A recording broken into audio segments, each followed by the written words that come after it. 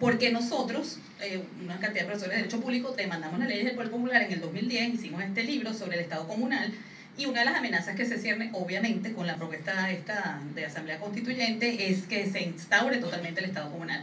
Uno a veces tiene duda porque uno dice, desde el 2010 están todas las leyes del Estado comunal establecidas en Venezuela y no han sido aplicadas. No han podido porque son muy desordenados y muy anárquicos, pero eso no quiere decir que no podamos empeorar. Lo que sí quiere decir es que la Asamblea Constituyente no es para establecer nada más esto que ya está establecido, es para desfenestrar a la fiscal y a la Asamblea Nacional, es obvio. Yo voy a compartir con ustedes 3 puntos que creo que nos ayudan mucho, porque a mí me resultaron súper valiosos de tanto investigar y leer por qué nos pasaba lo que nos estaba pasando. Y lo primero es que uno puede decir que las asambleas constituyentes son una táctica insurreccional, son golpes de Estado cuando van tras las instituciones, que fue lo que hizo Chávez en el 99. Normalmente se vendió la Asamblea Constituyente de Chávez como algo muy popular, que tenía mucho apoyo popular, y resulta que nadie se pone a pensar que eso fue un proceso que tuvo 62% de abstención cuando fueron convocados los constituyentistas, y que lo primero que hizo, para empezar, convocada sin que la Constitución del 61 lo permitiera, y además nunca se le había permitido, la pregunta era, o lo que autorizó el Tribunal Supremo de Justicia era que preguntaran al pueblo si quería una nueva constitución, pero Chávez le coló ahí la segunda pregunta, que fue el caramelito de cianuro, que dice, ¿y ustedes me autorizan a mí para fijar las bases comiciales?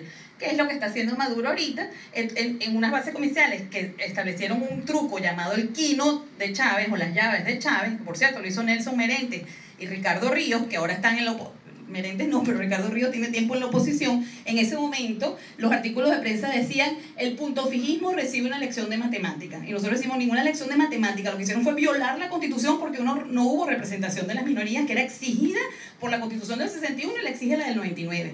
Nosotros sacamos 40% de los votos en aquella ocasión y nada más nos dieron 6 curules en la Asamblea Constituyente. Es exactamente lo que va a hacer Maduro.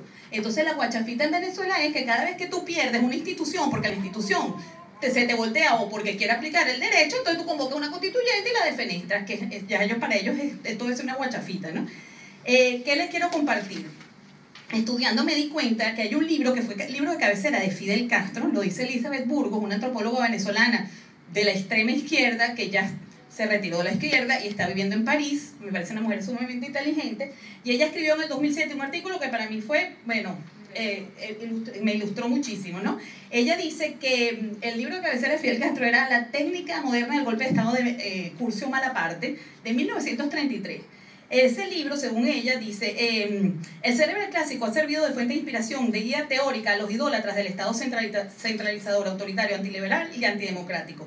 Libro de referencia de Fidel Castro y por ende de la generación golpista que surge en 1992, amparada del epíteto de bolivarianos. Hasta ahora los analistas han prestado poca atención a la vertiente técnica del chavismo, disimulado bajo la fachada de bolivarianismo. Y aquí lo más importante, que es donde nos agarran, yo por ejemplo, me llamaban mucho a debatir con chavistas en la televisión, y llegó un momento que yo decía, no quiero ir más, porque yo, ¿por qué tengo que debatir los crímenes? O sea, lo que es un crimen, lo que es una violación de la Constitución no se debate, se sanciona, punto. Resulta que, aquí dice ella, todos los intelectuales identificados, tanto los intelectuales identificados con el régimen, como los que lo adversan, se han centrado los primeros en buscar una legitimidad teórica a la propuesta del llamado socialismo del siglo XXI, y los segundos en el debate ideológico y en la denuncia del fracaso del socialismo del siglo XX.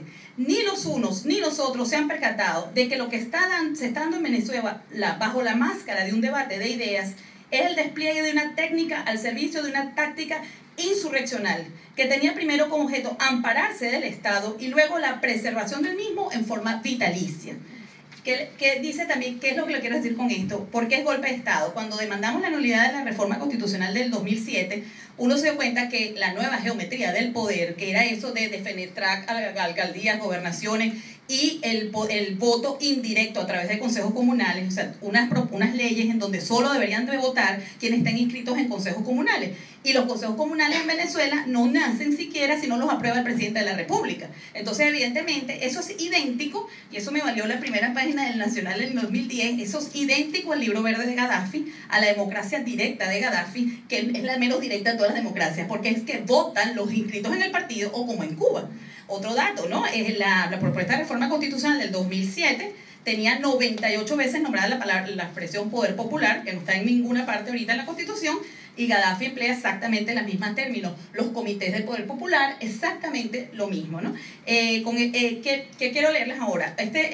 Usamos para decirle a los magistrados, ustedes se van a convertir en cómplices de un golpe de Estado, que de hecho ya lo fueron antes y lo siguen siendo ahora, si llegan a aprobar esa propuesta de reforma constitucional basados en una opinión de Nicolás Pérez Serrano, que fue nada más y nada menos que el doctor de los estudios de Derecho Constitucional de don Juan Carlos, rey de España.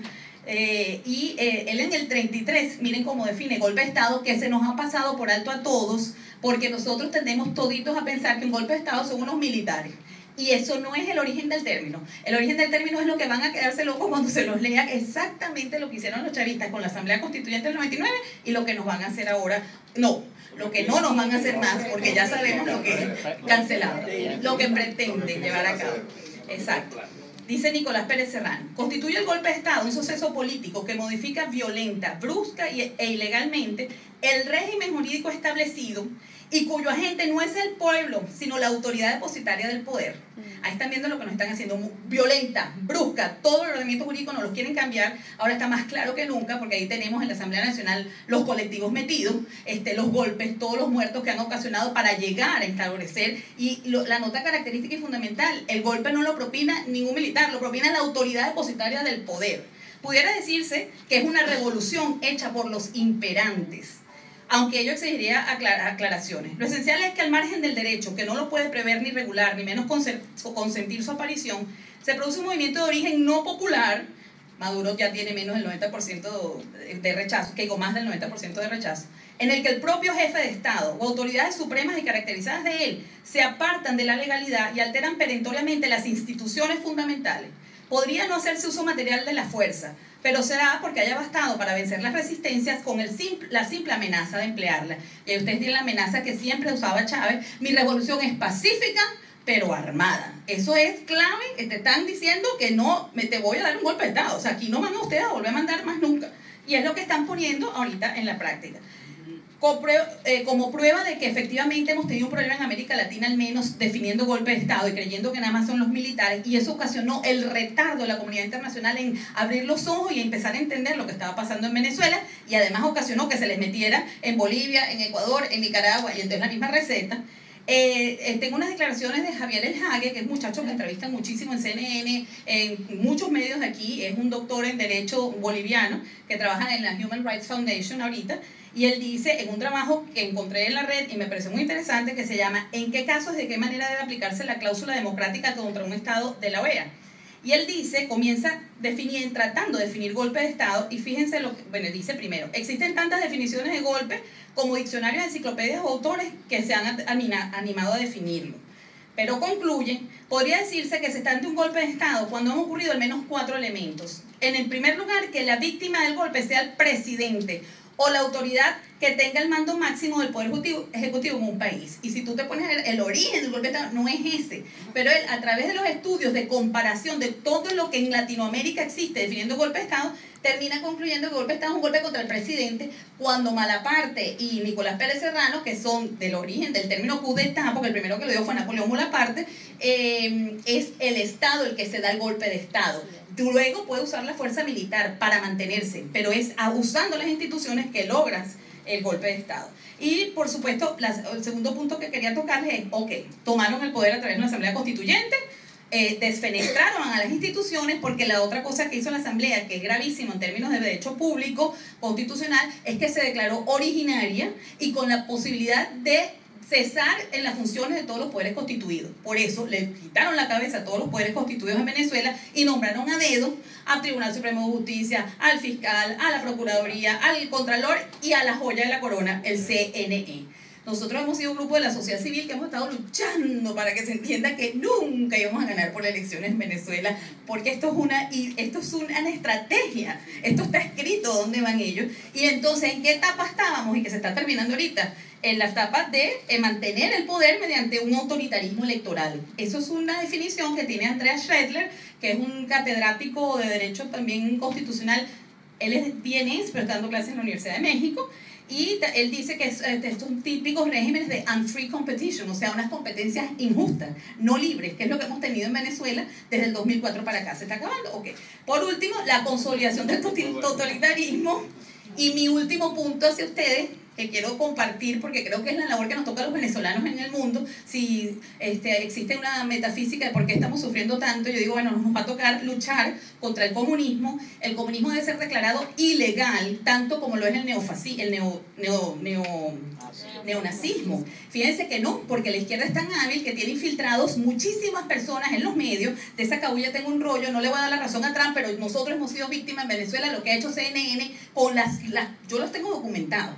Como han transmitido noticias tergiversando los hechos, dándole la razón a Maduro y quitándolos a nosotros cuando era evidentemente a favor de nosotros.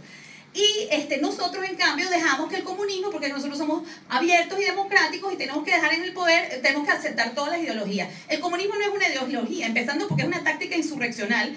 Hoy en día, además, cuando McCarthy, el diputado americano que fue criticado porque persiguió a comunistas, fue en los años 60, no habían tratados de derechos para protección de derechos humanos. Hoy sí los hay y esos tratados obligan a que haya pluralidad de partidos políticos, a que haya elecciones auténticas, y eso el comunismo lo proscribe, porque para los comunistas hay un partido único, de manera que el comunismo es contrario a los derechos humanos. Y así tenemos que planteárselo al mundo, porque por eso estamos pasando lo que estamos pasando, porque si se hubiera sabido desde el principio que el comunismo era contrario a derechos humanos, las organizaciones internacionales nos hubieran apoyado diciendo que no puede haber en Venezuela una implantación del comunismo, no puede ser Fidel Castro modelo de nada, y eso era justamente no, pero hay que dejarlo porque eso es ideología y ellos pueden tener esa ideología. No, no hay ideología para favorecer al crimen, porque eso es como digo yo, porque no se llevan a CNN y le preguntan a alguien y lo entrevista, porque todavía, ¿cuál es su posición? ¿Cuál es su punto de vista? Entonces vamos a poner a Hitler y a decirle, señor, ¿por qué usted llevaba a los judíos a la cámara? Tiene que tener un punto de vista Hitler.